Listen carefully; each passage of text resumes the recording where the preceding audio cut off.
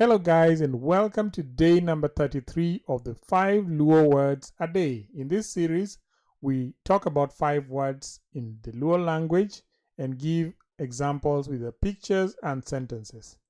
So if you've not enjoyed this series so far, please go back to day number 1 and start rolling from day number 1, and it's very, very interesting. Today's words are Akor, Akor. So a core is a cardigan or a coat, something that covers the chest area. Mia akor na no. Adwa dhi kwath. Mia akor na no. Adwa dhi kwath.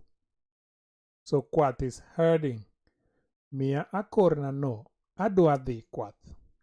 Our second word of the day is Akota. Akota. Akota is a cigarette. Dani ohero Akota.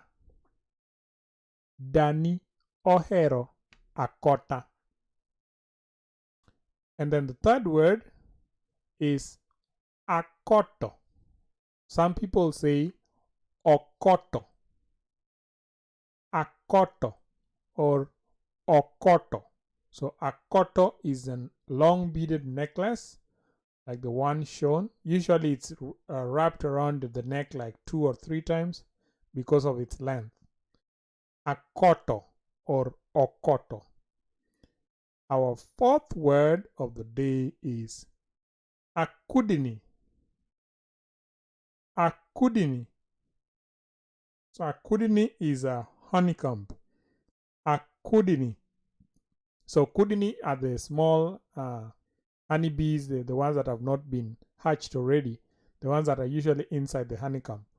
So akudini is this honeycomb, especially the part where that the bee children are living.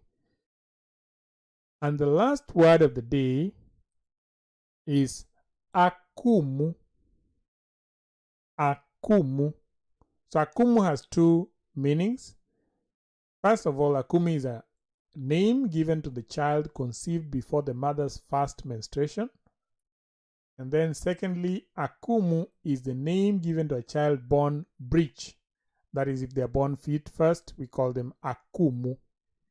And we also share the name akumu with the Western people, Western Kenya people.